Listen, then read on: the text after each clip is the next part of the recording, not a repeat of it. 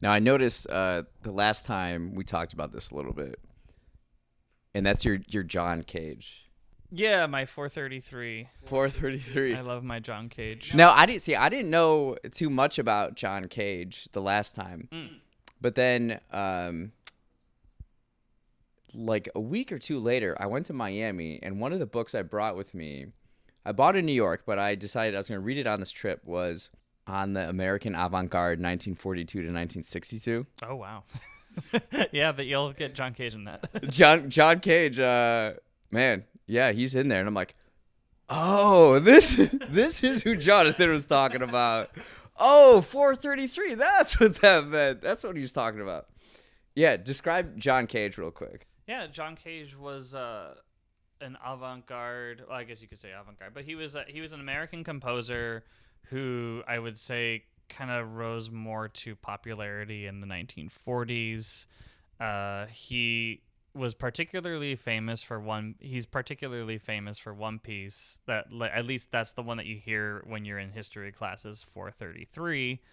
There's a lot of other stuff too, but 433 is the one that like it's like almost a meme. You can think of it.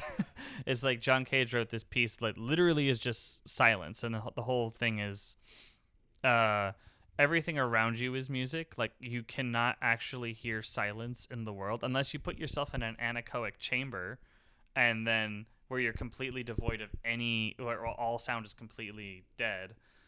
You are always going to hear something, and he is like kind of challenging us to be like, the world is musical, and like everything you hear around you can be music, even if it sounds random. There can be intent behind it if you choose to have intent, I guess you could say. So like he's like, here's the first time it was performed by David Tudor. I can't remember at the university now, but like he played it. And there's actually no time frame for this piece. The only reason it became 433 was because David played it in 4 minutes and 33 seconds, and then they just dubbed it that. But theoretically, the piece could go for hours if you really wanted to. And so John Cage was a composer who kind of started challenging more of like, how do we approach music? Like, is it really... do we have to organize things in this way? Can silence now be music? Can we challenge noise to become music? Can we make random occurrences all of a sudden meaningful?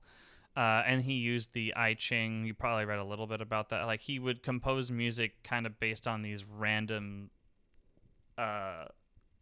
processes that he would create. He would like try to randomize things, and then he would write his pieces based off of like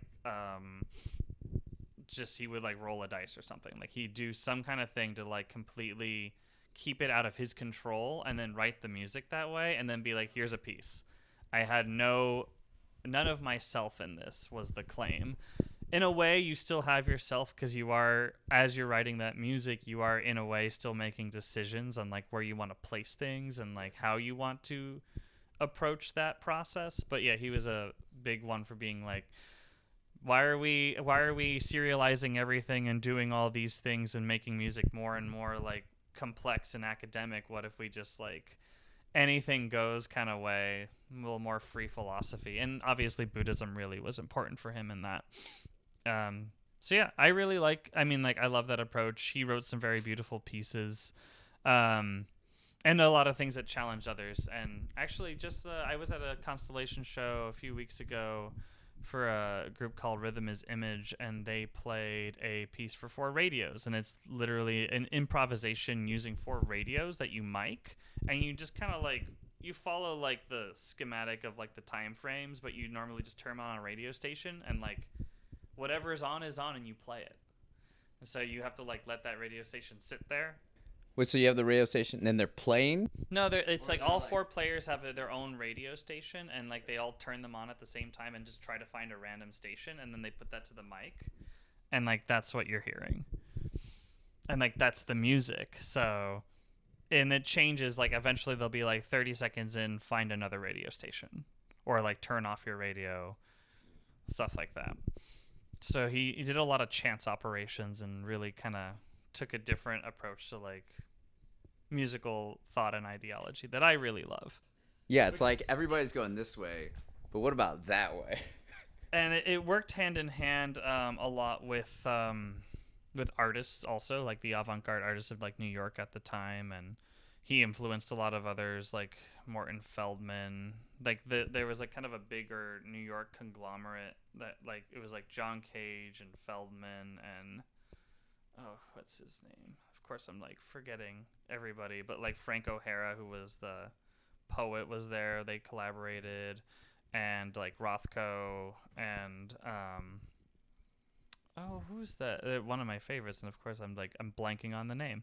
Great, but yeah, there was a lot of different artists at that time in New York City who were not necessarily like following John Cage's own ideology, but they were all challenging that status quo all of a sudden. Like New York was its own like avant-garde, like let's really, and this is also post-war, so like everything is a mess, and like they're like we're restructuring society and rethinking culture and our relationships with that. So it was very political in a way too, like what they were doing and challenging is like let's build something new. Yeah. But yeah, so Cage is very important for me. That's another one of my top 5 probably. And he just had this one piece that it's called In a Landscape that's stunning. Just a little blip of it.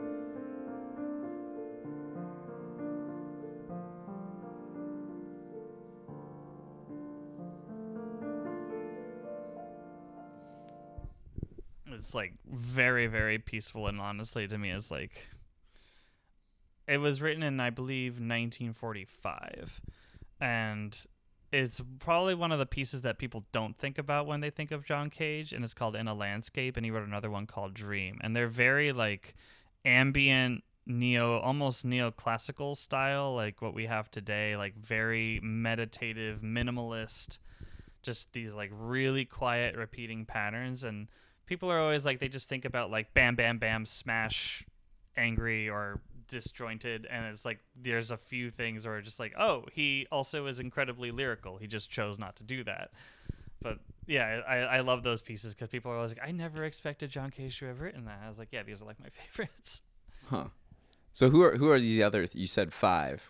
Who are the other 3 you would? Oh God, I mean like that's like a say rotating list. I'm like, I guess like Cage and Bach tend to hit good for me. Who else? It is a very big list. I say 5 because I think that's just a good one. Rebecca Saunders was very, very important for me. German composer who's still alive today, who has a huge focus on sound. I played one of her pieces called Shadow years ago, and it's beautiful and uses a lot of like this kind of quiet. Well, not it's a very aggressive piece, but uses the middle pedal of the piano, which is called the sostenuto pedal, and the sostenuto pedal can hold chords for you or silently hold chords for you while you play other stuff, and then eventually those chords that you don't play will ring out from just the sympathetic vibrations inside the piano. This piano I can show you that. This pedal doesn't work that way, but I can put that here. So it's like, I call it like ghost chords, but it's just as a fun way to explain it to people. Okay. But yeah, it creates this idea of, you can bring out a C set. You can bring out a C major chord by not ever having to play the chord. You can just do other stuff, and eventually that chord comes out. Isn't that cool? Nice. I love that. There's like so many things you can do with this thing. Yeah, I mean, I think that's why I've got more into the avant-garde, or just like what brought me closer and more interested in the piano was doing weird things with it. Yeah. Because it wasn't that I got bored, but I was in high school, and I learned about John Cage, and then I listened to these pieces that he wrote, and I was like, this is nuts. Like, I've never heard sounds like this before, and like, how can someone do that? And then I learned about like Ligeti and like composers like George Crumb, eventually like Rebecca Saunders, Haya Chernowan, and like all these other like living composers or old avant-gardists who were really kind of like taking wild approaches to like what was possible on on any instrument really for that matter, and like that broadened my horizons about what music could be, but also just made me more intrigued about it. And I didn't care if it was discordant or ugly sounding. It was just more about like how are you creating these sounds in the first place. So I do. There's a piece that a friend wrote for me years ago that I'll actually be playing at Cortona in June. It uses EBOs, which are those electromagnetic things for guitars. You can put them inside the piano. I'll show you. But it's for EBOs, credit card, cloth, and I have to mark something like 20 something harmonics inside the piano, and you can play natural harmonics from the strings. So a really, really wild piece, but pretty much I don't use the keyboard all that much, and it's great because I enjoy exploring what this instrument can do outside of our traditional use of it. Yeah. And even I if love I'm that. writing the traditional music, like I write obvious, like my minimalist albums are always on the keys. Like I still use techniques from time and time again to be like, oh, you'd like the sostenuto pedal. It's like I'll do silent chords or I'll do weird things with the pedal or something to give a little extra personality. Beautiful.